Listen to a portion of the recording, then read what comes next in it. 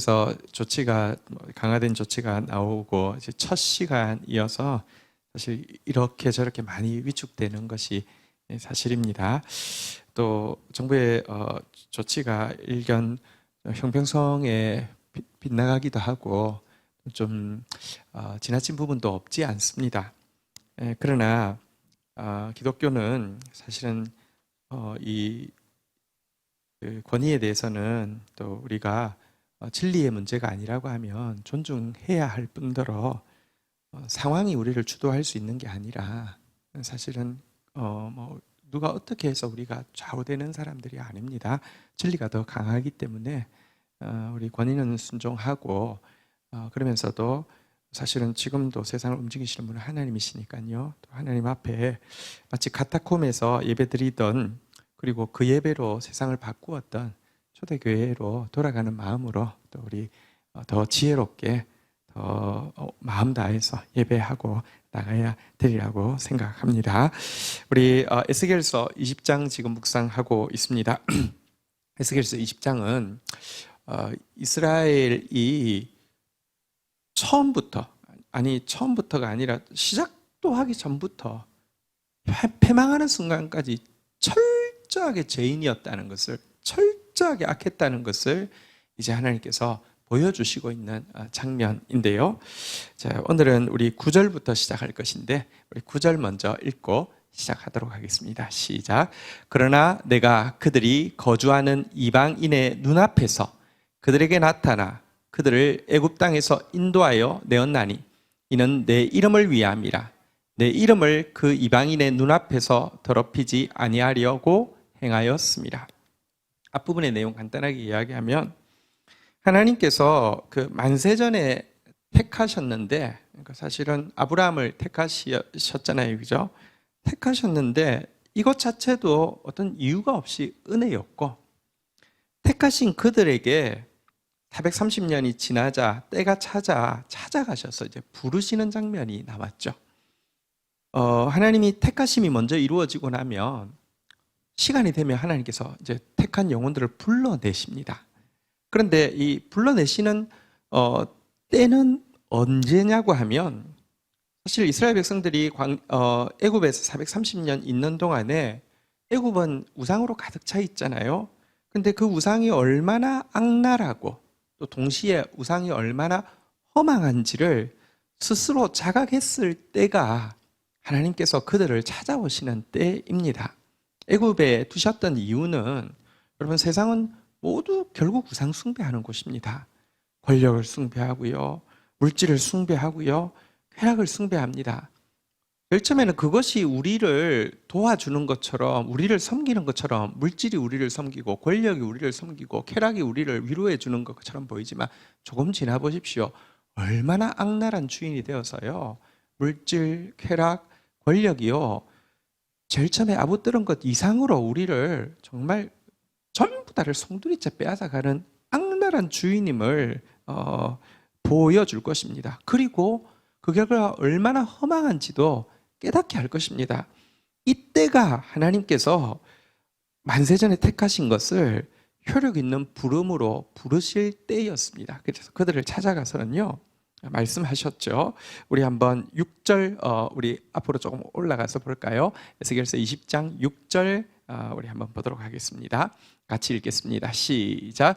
그날에 내가 내 손을 들어 그들에게 맹세하기를 애굽 땅에서 인도하여 내어 그들을 위하여 찾아두었던 땅, 곧 젖과 꿀이 흐르는 땅이요 모든 땅 중에 아름다운 곳에 이르게 하리라. 찾아가셔서는요 이제 불러내십니다. 한번 따라 할까요? 그들을 위하여 찾아주었던 땅. 하나님이 그 시간에도 일하고 계셨습니다.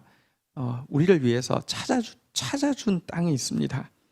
요즘 부동산 때문에 지금 난리가 났는데 여러분 그래도 우리는 우리 마음이요, 우리가 필요한 거하고 또 지나친 거하고 그 사이에서 분별할 수 있어야 됩니다. 근데요 가끔 요즘 뭐 방송에 보면 뭐 집 찾아주는 프로그램 있죠. 안 봐서 모르는데 이름 뭐더라? 구해줘 뭐 홈즈인가 뭐 그거 있잖아요, 그죠? 근데요 그 집 사실 별거 아닙니다. 근데 하나님이요 우리를 위해서 찾아두었던 땅이 있습니다. 한번 따라하겠습니다. 모든 땅 중에 아름다운 곳, 젖과 꿀이 흐르는 땅, 너무 좋은 곳 예비해 놓으셨고요. 그리고 7절에 그들에게 요구하십니다. 이미 우상이 얼마나 악랄하고 험한지를 깨달은 그들에게 요구하십니다. 명령하십니다. 같이 읽을까요? 시작. 또 그들에게 이르시기를 너희는 눈을 끄는 바 가증한 것을 각기 버리고 애굽의 우상들로 말미암아 스스로 더럽히지 말라. 나는 여호와 너희 하나님이니라 하였으나. 자, 아브라함 때 택하신 것을요 430년 이후에 노예 생활하고 이럴 때 찾아가서 불러내십니다. 너를 위해서 내가 이렇게 준비해 놓은 찾아두었던 땅이 있다고 이야기하면서, 그러니 너를 그렇게 악랄하게 괴롭히고 또 가져봐봤자 허망했던 거 버리라고 이렇게 부탁했습니다. 너무 당연한 부탁이고 은혜로운 부탁이죠. 좋은 것 받아들이기 위해서 나쁜 것 버리라고 하는데 뭐가 그렇습니까? 근데요, 문제는요, 우상은요 힘이 있습니다. 한번 따라하겠습니다. 눈을 끄는 바 가증한 것, 권력, 쾌락, 물질 가증한 것입니다. 허망한 것입니다. 악랄한 것입니다. 조금 주고요, 되로 주고 말로 받는데 영원한 파멸을 줄 수 있습니다. 그런데도요, 문제는 눈을 얼마나 끄는지 모릅니다. 마음을 얼마나 끄는지 모릅니다. 정신을 못 차리게 만듭니다. 근데 하나님께서 너희를 위해 찾아두었던 땅이 있다. 모든 땅 중에 아름다운 곳이다. 젖과 꿀이 흐르는 땅이다. 그러니 그거 버리라라고 이야기했는데요. 문제는 이스라엘은 이 은혜로운 첫 명령에 대해서부터 8절에 한번 볼까요? 어떻게 반응하고 있습니까? 한번 따라하겠습니다. 내게 반역하여 내 말을 즐겨 듣지 아니하고. 처음부터 반역합니다. 하나님 말 듣기를 즐거워하지 않습니다. 인상 팍 쓰고 듣고 있습니다. 그들의 눈길을 끄는 바 가증한 것, 정말 여러분 우리 눈을 얼마나 빼앗는지 모릅니다. 한번 따라하겠습니다. 각기 버리지 아니하며 떠나지 아니함으로.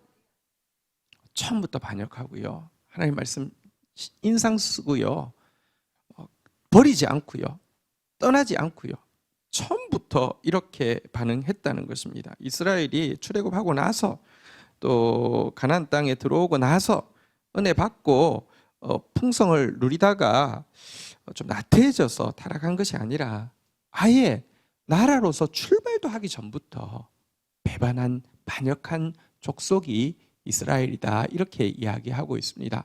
하나님께서 그러니 그들의 행위대로라고 하면 분노를 쏟으며 진노를 이룰 수밖에 없는 족속이 이스라엘 족속이고요, 바로 나라는 것입니다.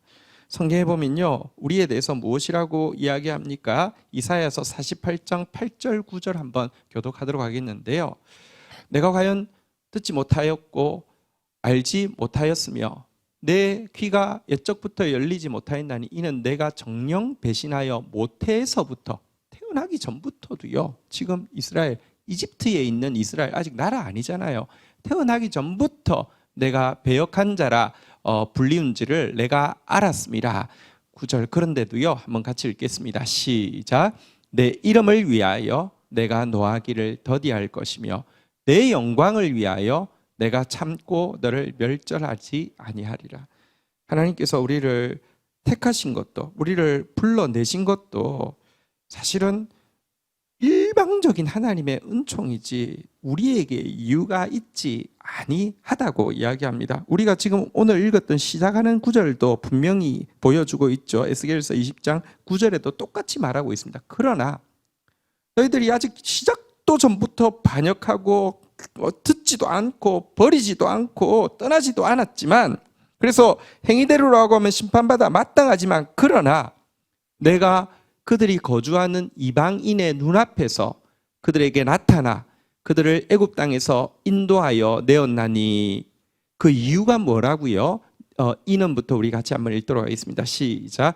이는 내 이름을 위함이라. 내 이름을 그 이방인의 눈앞에서 더럽히지 아니하려고 행하였습니다. 하나님 이름 때문에 여러분 택하시기도 은혜, 부르시기도 은혜지만 구원하여 내시는 것도 은혜로 이유 없이 했다라고 이야기하고 있습니다. 여기 내 이름은 여호와라는 이름인데요. 여호와의 뜻은 언약의 하나님이라는 뜻입니다.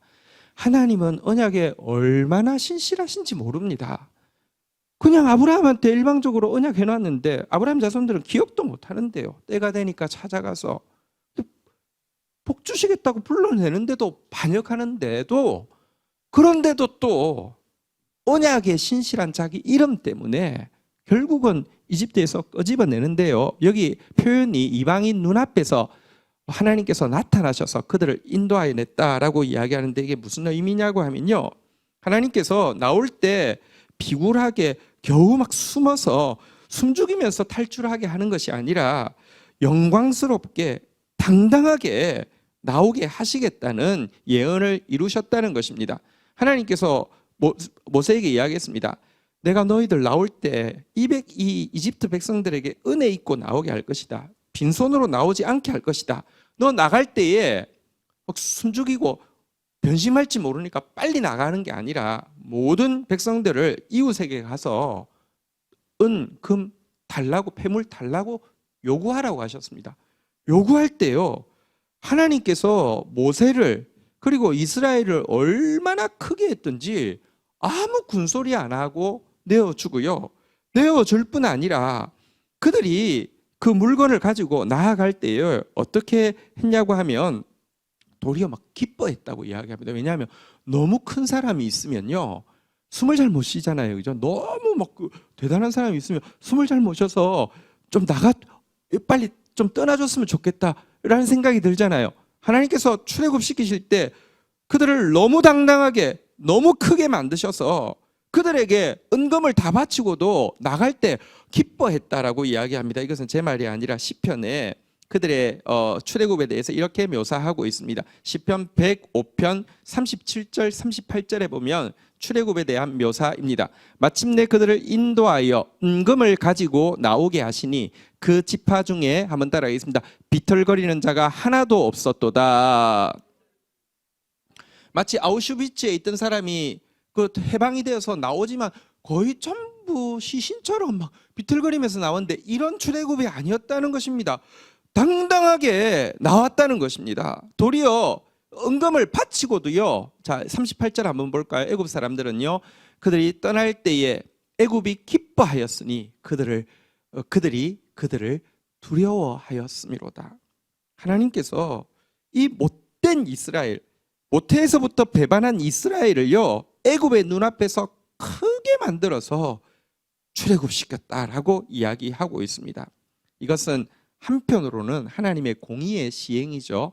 430년 동안 어쨌든 값없이 노예살이를 하게 했는데요, 하나님 그거 잊지 않으시고 다 갚아 주셔서 나오게 하셨다는 것입니다. 그러나 그 갚음을 받는 이스라엘은 그럴 자격이 있었느냐? 전혀 그렇지 않았습니다. 우리 다시 오늘 본문 9절에 가보면요, 하나님의 이름 때문에, 하나님의 언약에 대한 신실하심 때문이지 그들에게 어떤 근거가 있었던 것은 아닙니다. 전부 은혜입니다. 택하심도 은혜고 부르심도 은혜고 구원하여 내심도 은혜라고 이야기하고 있습니다. 어쨌든 이렇게 구원하여 내어서 광야에 이끄신 하나님은 10절 한번 보도록 하겠습니다. 10절 11절 교독하겠습니다. 그러므로 내가 그들을 애굽 땅에서 나와서 광야에 이르게 하고, 11절 읽겠습니다. 시작. 사람이 준행하면 그로 말미암아 삶을 얻을 내 율례를 주며 내 규례를 알게 하였고. 광야로 이끌어내고 나서 이 못된 이스라엘 백성들을 광야로 이끌어내고 나서 하나님 하신 것은요, 한번 따라하겠습니다. 내 율례를 주며 내 규례를 알게 하였고. 광야에 이끄신 하나님 하신 일은 말씀을 주신 일입니다. 십계명을 주시고 이제 부칙을 주시고 말씀을 주신 일을 했습니다. 왜 주셨을까요? 그 이유는요, 사람이 준행하면 그로 말미암아 삶을 얻을, 정말 우리를 살아나게 하고 정말 우리를 하나님의 자녀처럼 살 수 있게 하는 말씀을 먼저 주셨다라고 이야기하고 있습니다. 이 말씀은요, 하나님이 우리에게 주시는 가장 귀한 선물입니다. 왜냐고 하면 이 말씀을 통해서 우리는요, 하나님의 성품을 알고요, 하나님 어떤 분이신지, 또 하나님의 의도를 알고요, 하나님이 뭘 원하시고 어떤 뜻을 가지고 계신지, 심지어 하나님의 능력도 알게 됩니다. 아, 하나님 이거 하실 수 있고, 이거 하실 수 있고, 이거 하실 수 있구나. 이거 굉장히 중요합니다. 왜냐하면 그 하나님 우리 아버지시기 때문에 하나님의 성품을 알면, 아버지 성품을 알면 아버지 성품 담게 되어 있습니다. 아버지 뜻을 알면 아버지 뜻을 쫓게 되어 있습니다. 아버지 능력을 알면 나한테도 그 능력이 있음을 알게 됩니다. 경험하게 됩니다. 이 모든 것이 말씀 속에 들어 있습니다. 그래서 이 말씀 쫓아가다 보면 하나님을 닮게 되고, 하나님을 닮으면 생명의 왕노릇하는 하나님을 닮았기 때문에 나도 생명의 왕노릇 할 수 있습니다. 하나님이 거룩하시기 때문에 2절 한번 보도록 하겠습니다. 이 말씀을 가지고 있으면요, 같이 한번 읽도록 하겠습니다. 시작. 또 내가 그들을 거룩하게 하는 여호와인 줄 알게 하려고 내 안식일을 주어 그들과 나 사이에 표징을 삼았노라. 그래서 우리가 이 말씀을 가지고 있으면 거룩해질 수 있습니다. 하나님 닮을 수 있습니다. 그래서 출애굽한 이스라엘 백성들에게 제일 먼저 말씀을 주셨습니다. 그리고 나서는요, 이 말씀을 주신 언약 백성의 표징으로 안식일을 주셨다, 이렇게 이야기하고 있습니다. 그래서 말씀이 만들고자 하는 우리의 모습을 가장 상징적인 행동으로 잘 보여주는 것이 안식일입니다. 그래서 기독교에서 안식일은 굉장히 중요합니다. 한번 이 안식일에 대해서 좀 생각해 보도록 하겠습니다. 이들은 노예였잖아요. 노예인 이들에게 안식일이라는 개념은 상상도 할 수 없는 개념이었잖아요. 그렇죠? 사실 금세기가 되어서도 이 안식일 개념은요, 기독교 국가 외에는 없는 개념이었습니다. 계속 일합니다. 죽을 때까지 일합니다. 월화수목금, 월화수목, 우리 토요일날 요즘 쉬니까, 그죠? 월화수목금, 월화수목금 이렇게 계속까지 없습니다. 기독교 영향은 있었지만 사실은 이렇게 그냥 하나의 형식이다 보니까 의미를 상실하고 있었을 때에 나폴레옹 같은 경우는 혁명을 일으키면서 형식적으로 있던 안식일을 없애고 계산하기 쉽게 10일에 하루 쉬는 식으로 바꾸었습니다. 이렇게 근데요, 이게 하나님이 그렇게 만드셨기 때문에, 인간을 그렇게 만드셨기 때문에 그렇게 되지 않았습니다. 근데 하나님께서 이 노예민족이든 그들, 안식이라는 개념은 하나도 상상도 못할 개념을 가진 그들에게 안식일을 표징으로, 언약의 표징으로 주신 것은 하나님께서 지금 애굽에서 구원하여서 가나안 땅으로 이끄는 목적이 무엇인지를 단적으로 보여주는 것이 안식일입니다. 말씀 가지면 어떻게 되는지를 가장 단적으로 보여주는 것도 안식일입니다. 기억하십시오. 안식과 노동 중에서 먼저 지키고 먼저 취할 것은 안식입니다. 인간의 첫날은 노동일이 아니라 태어나자마자 안식일이었죠. 6일에 태어나서 7일째에 안식했잖아요. 인간은 노동하기 위해 태어난 존재가 아니라 안식하기 위해서 태어난 존재입니다. 안식이 무엇이냐? 아무것도 안 하는 게 아니라 하나님과 교제하고요, 말씀을 통해서 하나님을 알아가고요, 하나님을 닮아가는 일, 이것이 안식입니다. 하나님 만나서 하나님 말씀을 들으면서 그분의 성품과 의향과 능력을 알다가 그분의 거룩하심을 닮아가는 것, 이게 안식이에요.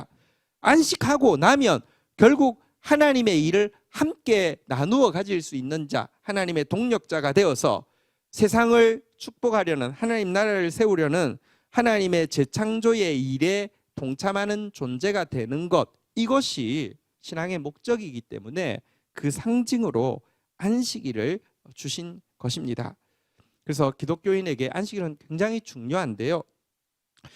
안식일, 출애굽기에 보면 안식일에 대한 내용은 안식일을 지키라. 왜냐고 하면 이는 여섯 동안 여호와가 하늘과 땅과 바다와 그 가운데 모든 것을 만들고 일곱째 날에 쉬었습니다. 이렇게 이야기하고 있고요. 신명기에서는 또 안식일을 거룩하게 지키라.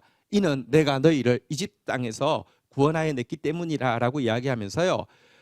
먼저 쓴 책에서는 하나님의 창조 역사 때문에 안식일을 기억하라고 되어 있고, 두 번째 쓴 신명기에 보면 하나님의 구원 역사 때문에 안식일을 기억하여 지키라 이렇게 이야기하고 있는데, 우리 안식일을 우리 하나님 앞에서 지킬 때마다 창조의 하나님을 묵상하고 또 구원의 하나님을 묵상하면서 예배하고 하나님 앞에 서야 합니다.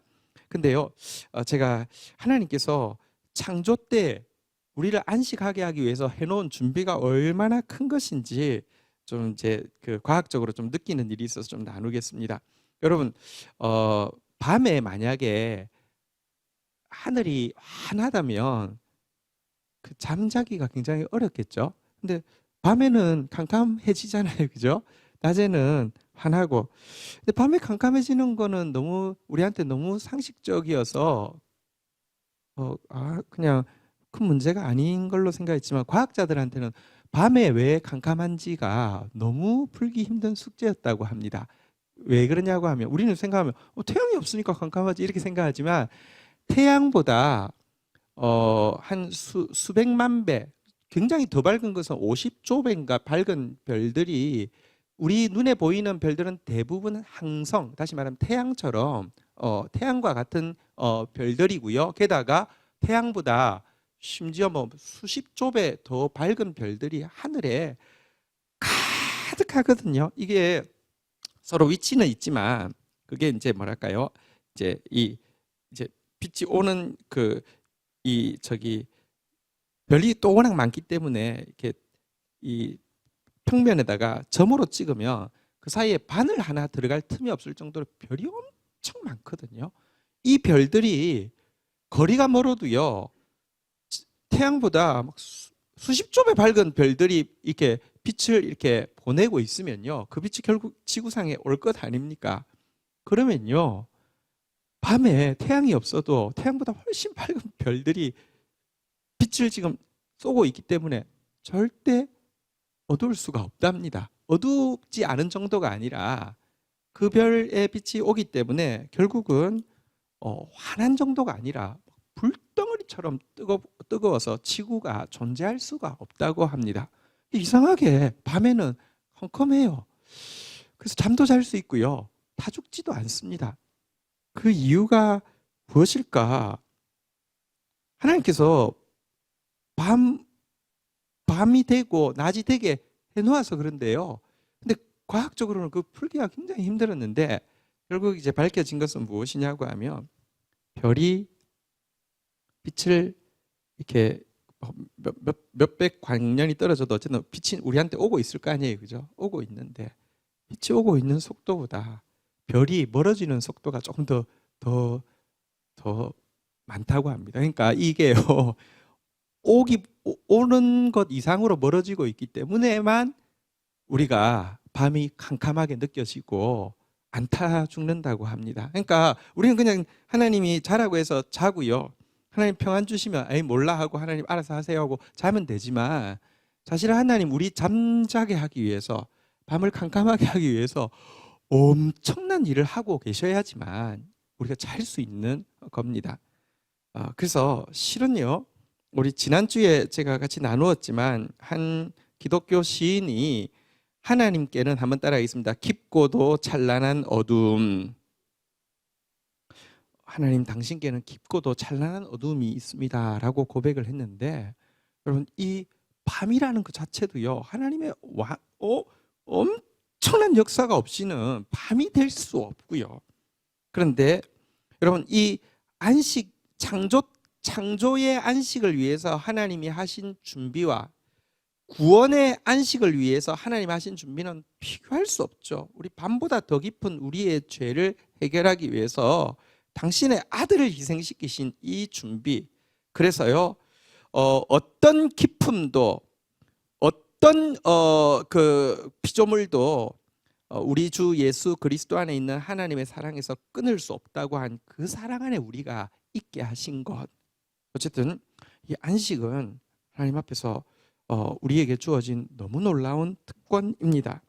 우리 하나님 앞에서 하나님과 교제하고 하나님의 음성을 듣고 하나님을 알아가고 하나님을 닮아가는 이 안식, 우리에게 주신 성도의 표징, 이것도 잘 지키고 또 누리고 감사하는 저와 여러분들 되시기를 축복합니다.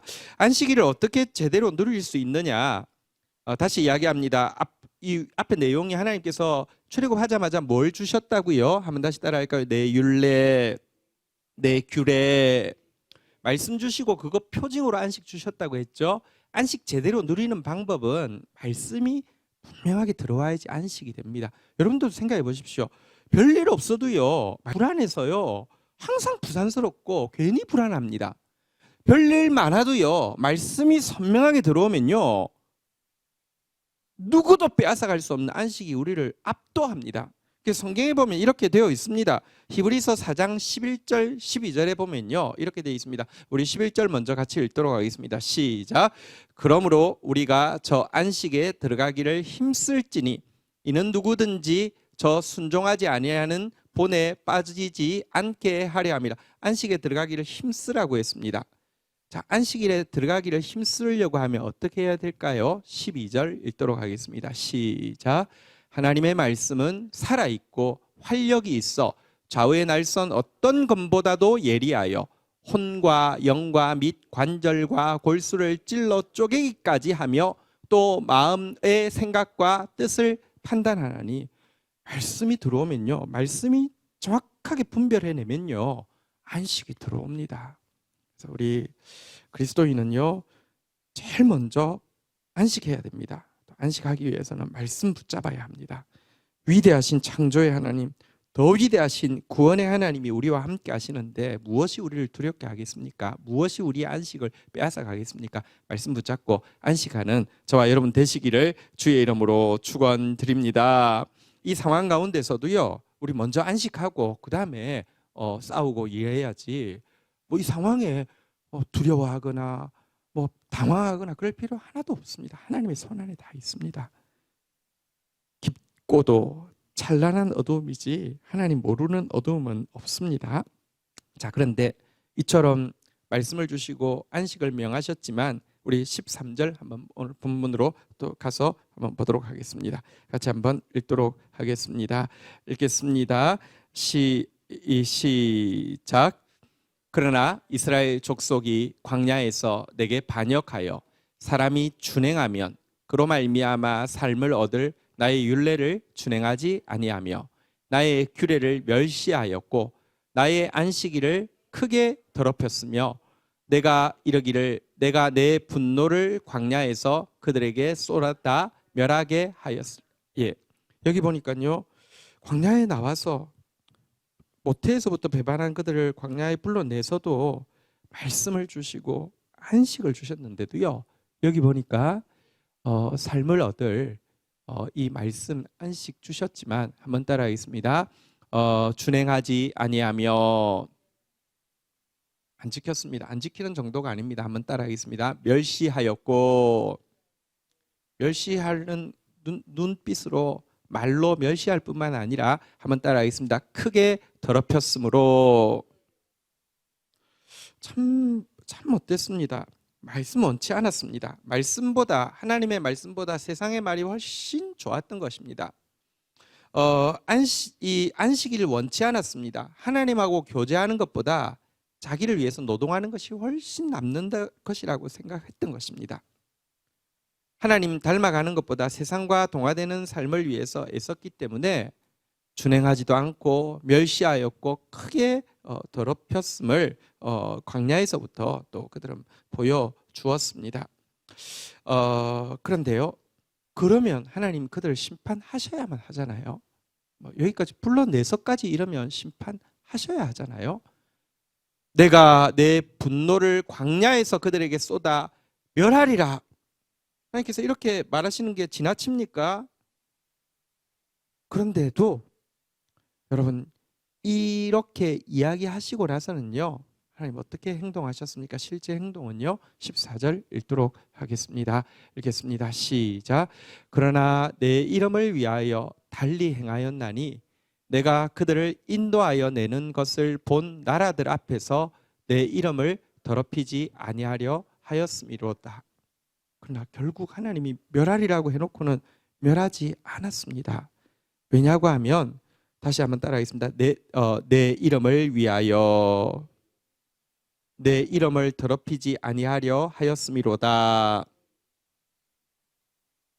당신의 이름, 언약에 신실하신 당신의 이름을 더럽히지 않기 위해서, 당신의 이름을 위하여서 하나님은 멸하셔야 되는데 달리 행하셨습니다. 도리어 은혜를 베푸셨습니다. 더 주면 하겠지, 더 은혜 베풀면 깨닫겠지. 하나님 도리어 결국 적과 꿀이 흐르는 땅으로 이제 인도하실 것인데요.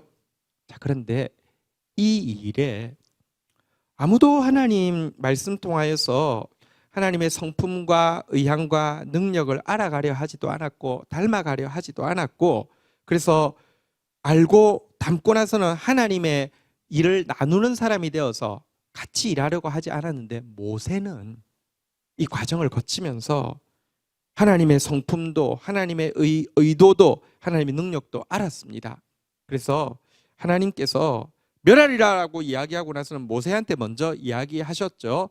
출애굽기 32장 9절부터 보면 모세를 찾아오셔서 말씀하십니다. 여호와께서 또 모세에게 이르시되 내가 이 백성을 보니 목이 뻣뻣한 백성이로다, 이렇게 이야기했습니다. 모세가 그랬거든요. 하나님, 이 내가 무슨 죄가 있다고 이 목이 뻣뻣한 백성을 나한테 맡겼습니까? 그랬거든요. 과거 그랬거든요. 그거 기억하시고, 얘야 네 말이 맞다, 내가 이 얘들 자세히 보니까 목이 너무 뻣뻣하다, 그렇게 이야기하니까 모세가 아멘 이렇게 이야기하지 않았습니다. 10절도 한번 볼까요? 같이 한번 읽도록 하겠습니다. 시작. 그런즉 내가 하는 대로 두라. 내가 그들에게 진노하여 그들을 진멸하고 너를 큰 나라가 되게 하리라. 모세야, 나 말리지 마. 나 하는 대로 놔둬. 내가 진노해서 진멸할 것이고 대신 너는 서운하지 않게 해줄게. 도리어 더 큰 나라 만들어 줄게. 괜찮은 사람들 모아가지고 큰 나라 만들어 줄게 라고 이야기할 때 모세가 아멘 아멘 하나님 이렇게 하지 않았습니다. 이때에 이미 말씀을 통하여서 하나님의 성품이, 하나님의 의도가, 말은 이렇게 하지만 하나님의 의도가 다르다는 거 알았다는 거예요. 진짜 하나님의 능력이 뭔지 아십니까? 하나님 마음을 품을 수 있는 건데요. 하나님 마음이 그에게 들어왔죠. 모세가 하나님 앞에 이렇게 중보하고 나아갑니다. 11절부터 보면요, 모세가 그의 하나님 여호와께 구하여 이르되 여호와여 어찌하여 그 큰 권능과 강한 손으로 애굽 땅에서 인도하여 내신 주의 백성에게 진노하시나이까. 12절 어찌하여 애굽 사람들이 이러기를 여호와가 자기 백성을 산에서 죽이고 지면에서 진멸하려는 악한 의도로 인도하여 내었다고 말하게 하시려 하나이까. 주의 맹렬한 진노를 그치시고 뜻을 돌이키사 주의 백성에게 이 화를 내리지 마옵소서라고 이야기하면서 하나님, 당신이 멸하려고 처음부터 악한 의도를 가지고 끄집어내었다는 말 이방인들이 듣지 않도록 당신의 이름을 위하여서 일하지 마십시오라고 이야기하고는 13절에 같이 한번 읽도록 하겠습니다. 시작. 주의 종 아브라함과 이삭과 이스라엘을 기억하소서.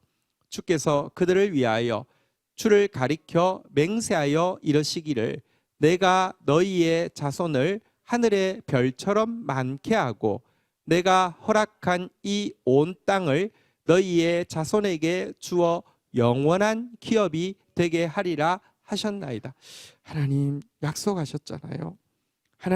하나님은 언약에 신실하신 분이시잖아요. 아니, 하나님은 맹세하셨잖아요. 하늘의 별처럼 많게 하리라.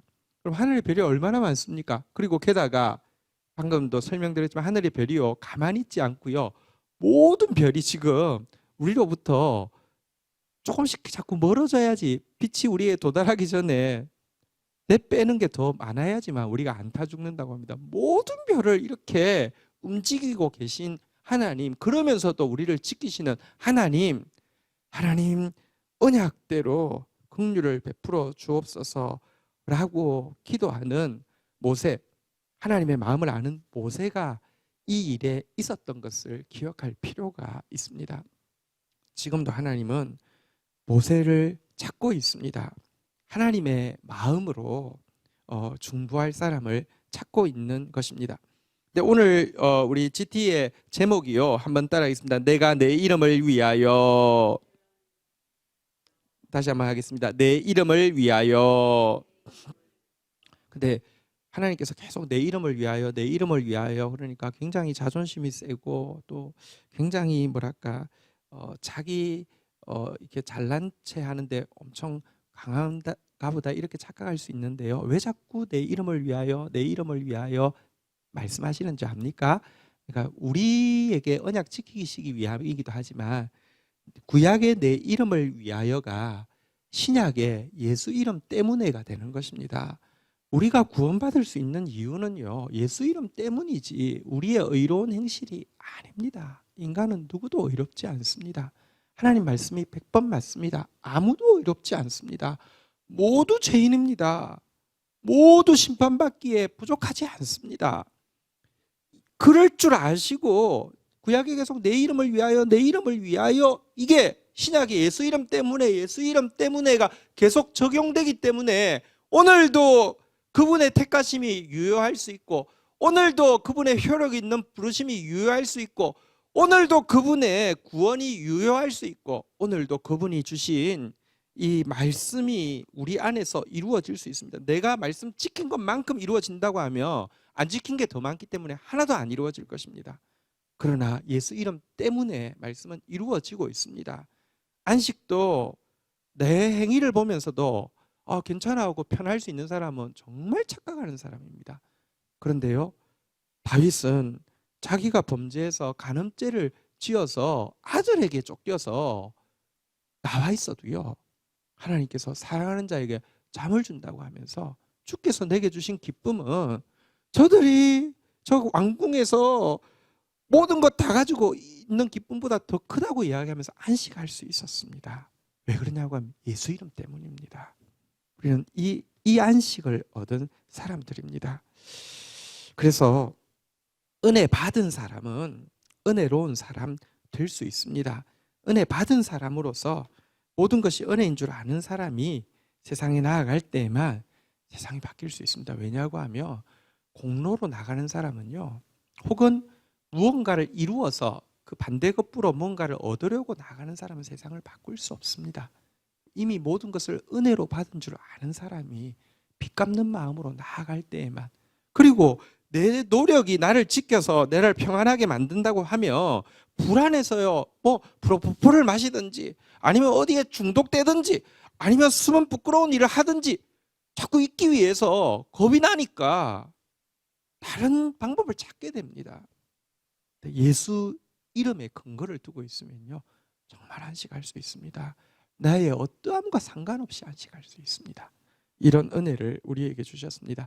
이 은혜 누리고 또 이 은혜 흘려보내는 저와 여러분들이 될 때에 진정한 영적 이스라엘이 될 것입니다. 우리 함께 오늘 주신 말씀 가지고 한번 반응하고 주님 앞에 조금 보통 때보다 훨씬 좀 침묵하는 묵상으로 조금 작은 목소리로 기도로 반응하고 나가겠습니다.